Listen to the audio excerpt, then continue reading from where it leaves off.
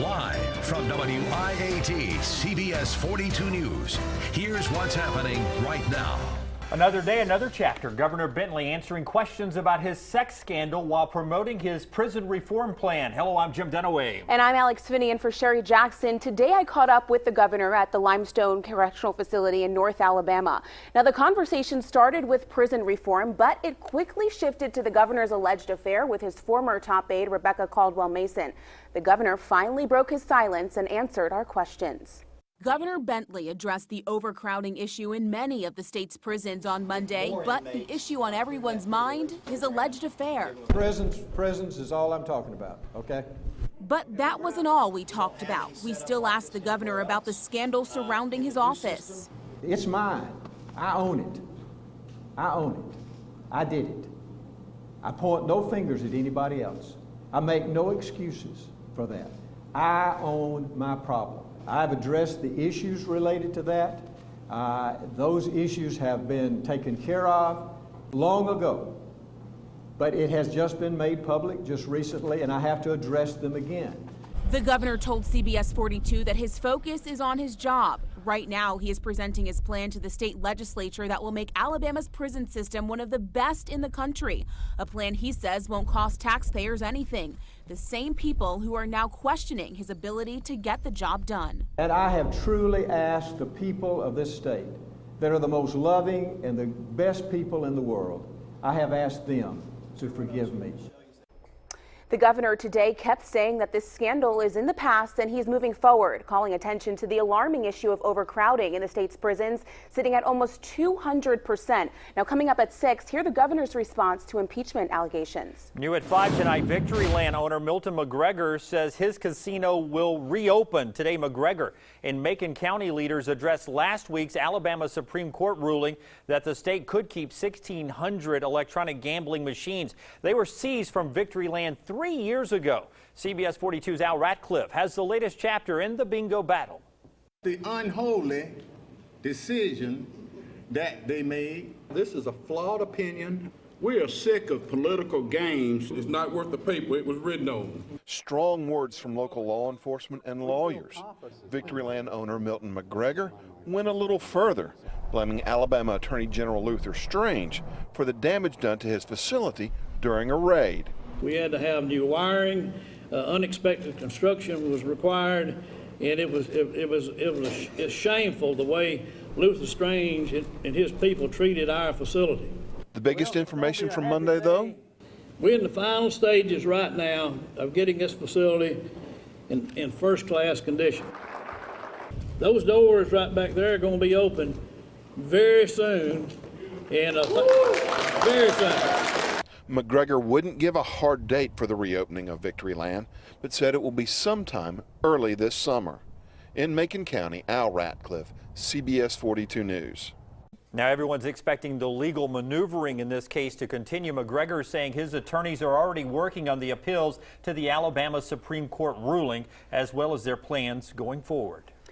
New at 5, Birmingham police are investigating a shooting that happened in broad daylight. That shooting on 72nd Street North happened around 1:30 this afternoon. Police tell us one man was shot. His injuries are life-threatening. According to investigators, the victim may have been in an argument with the gunman before he got shot. Birmingham police are still searching for suspects in a shooting that sent one man and a toddler to the hospital. Both were shot while sitting in a car outside a gas station on Warrior Road Saturday. Another man in the car was not hurt. Now we're told both victims are still in the hospital.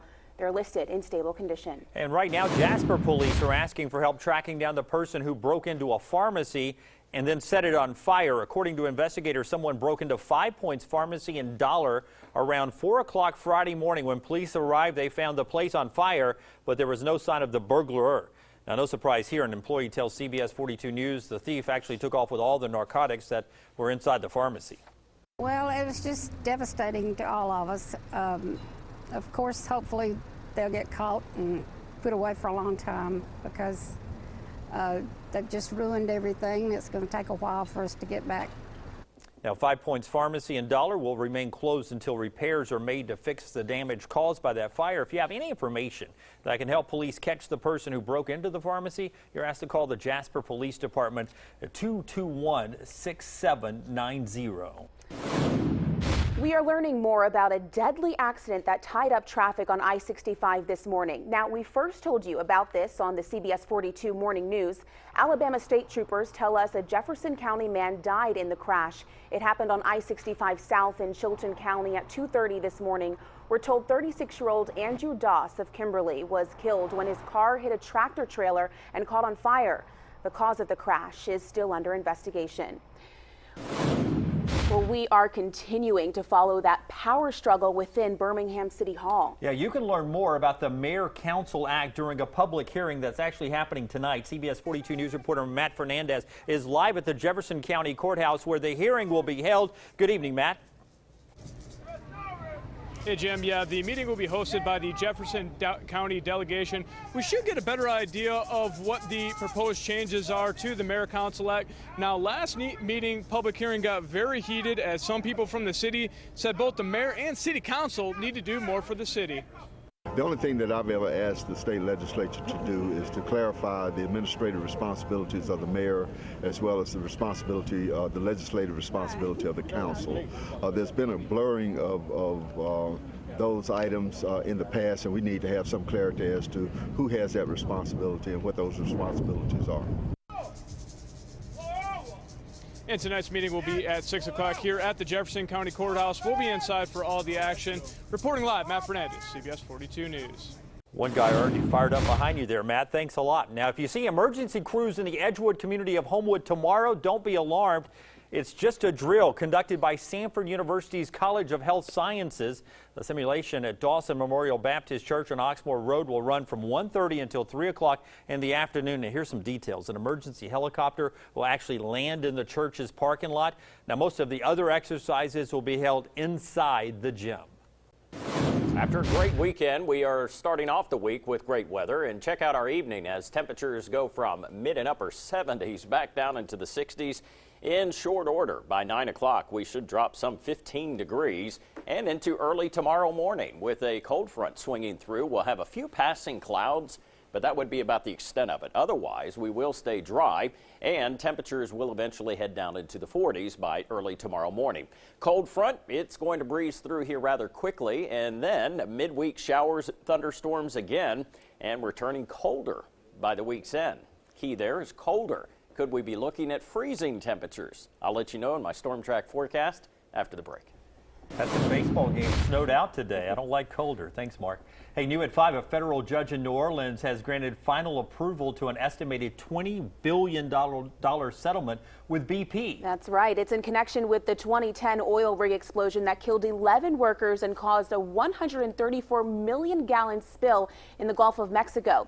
Now, the settlement includes $5.5 billion in Civil Clean Water Act penalties and billions more to cover environmental damage and other claims by 5 Gulf states, including Alabama. The money will be paid out over a 16-year period. New at 5, the Supreme Court ruled a loss for conservatives in a key voting rights case today. The court affirmed that a state can draw legislative districts based on total population. The issue in the case was the one-person, one-vote principle dating back to the 1960s.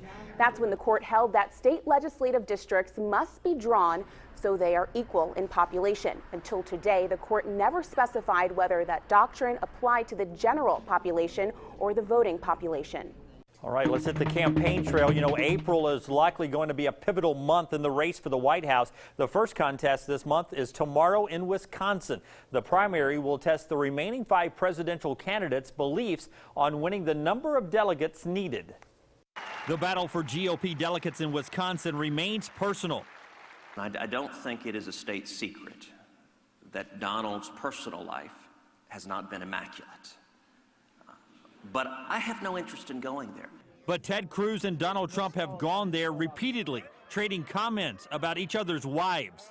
I have always been faithful to my wife. I love my wife. She is my best friend in the whole world. Trump mocked Cruz during one of his 3 events in Wisconsin Monday. I'm the only one that has proven that I can beat Donald Trump. The latest CBS News battleground tracker shows Cruz with a slight lead in Wisconsin. If we do well here, folks, it's over. John Kasich insists that it's far from over, and he responded to Trump's call for him to quit his run for the White House. I've got news for him. I'm going to get a heck of a lot of his voters, okay? That's what's going to happen. There are 42 delegates in the Wisconsin GOP contest. The Democrats are battling for 86 delegates, but those are awarded proportionally, meaning a close outcome in Wisconsin has little impact on Hillary Clinton's delegate lead. Hello, New York!